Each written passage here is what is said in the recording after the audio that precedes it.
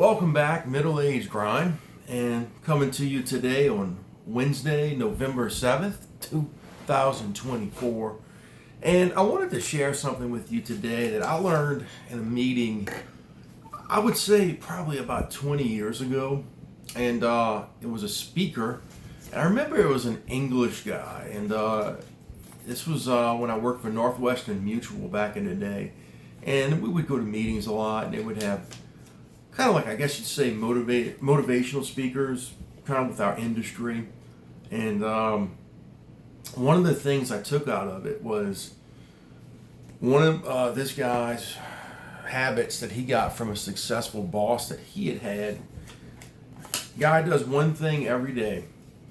He got a Post-it note or a small piece of paper, and he would write out the things he wanted to get done that day. Okay? And at the end of the day, it was his goal to have everything checked off on that list. All right. So I never forgot that and kind of tended to stick with that. And it's been a pretty productive thing because what it allows me to do, it allows me to focus on things that I know I need to knock out. And it's different stuff. Like today, I got 2 customers I have to call. I have to ensure I get an appointment for one of my daughters for a doctor's visit. I got to put down some granular ant killer in my yard because ants got in my dog's feeder over the weekend. And got to do another task around the house. So, as the day goes on, obviously, another thing I learned in one of these meetings too, there's different levels of priorities of things.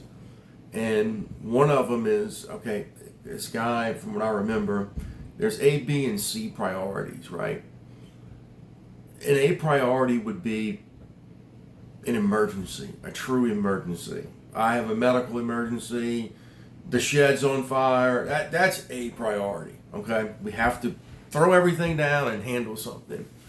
But what we tend to do in life is we try to make everything an A priority, and then everything doesn't get done. So try to live in that level B priority, which would be kind of a task like I just mentioned to you there, and try to knock in those things out. And some of the longer term goal stuff, we all want to lose weight, we all want to exercise more, we all want to do whatever. But that takes a little bit more strategic planning, and you're not going to get everything done in one day. And I just remembered that and thought about that, and it's allowed me to be pretty productive in my life, getting these little bitty notes every day and writing things down. Another thing too that I've utilized before, and I know I have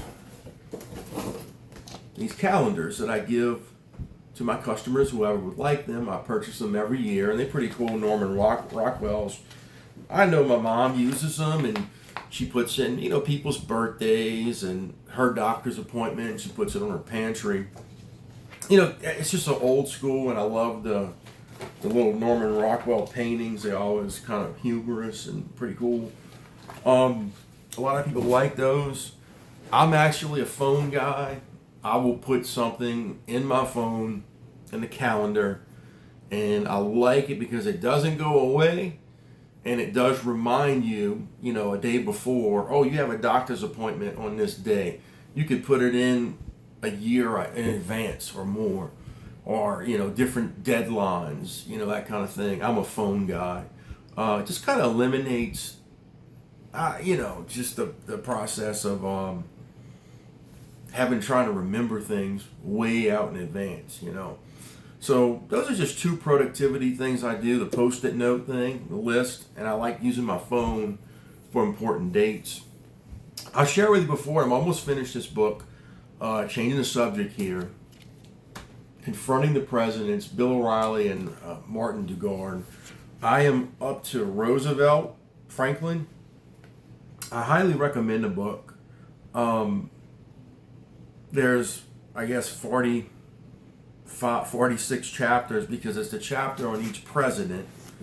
And I know we just had a presidential election. This doesn't focus on the politics of these people more. It's a little bit, but what I like about it, each chapter is probably 10 to 15 pages, depending on the importance of the president. But it focuses on the human side of these men. Every little story, when they start talking, it's something that makes them human, good and bad. And man, a lot of people, these guys, went through some true tragedies, loss of loved ones. Man, Calvin Coolidge, he was president back in the 20s, during the roaring 20s actually, and was considered to be a pretty good president. One of his sons were playing tennis with him on the White House lawn, and he got a blister on his toe. And I think he was 17, 18 or something. I think he was a student at Harvard. And on break, at the White House, toe got infected. He didn't make it. He passed away because his body became septic. And back then, they didn't have medications yet to treat it. He went to the best hospital, Walter Reed. They operated to try to take the infection, but the poor kid didn't make it. And the dad, as you can imagine, was never the same. This is pretty recent time. This is only 100 years ago, and medicine back then, and even before that, the infant mortality rate, just really. Really sad, and you sit down and you think what we have today. We have a pretty good life. Technological advances, medicine, we doing pretty good, and we need to just sit down and reflect and be a little bit thankful of some of the things we had. I know we had the election a couple days ago, and as I mentioned in my last week's video, half the country's going to be happy, half the country's not going to be happy. And that's another thing I got from this book. What tends to happen over time, the longest tenured president was Franklin Roosevelt, won 4 terms.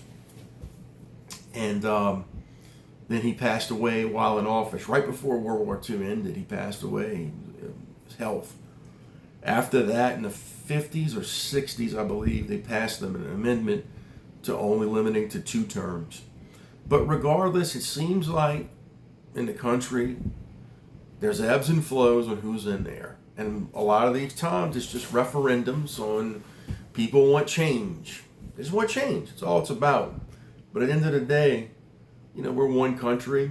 We're one people, a diverse people who need to be pulling it all in one direction, and I think that's what that's about. So we're not going to get political, other than to say that it's going to be okay.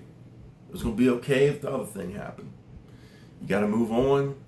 Look, Dave Ramsey says it, and he's right. What happens in your house is more important than what happens in the White House. What you choose to do and decisions you make, they're going to have a far greater consequence than what some politician can do for you. So, but I would really highly recommend this book if you want to learn some things about these people.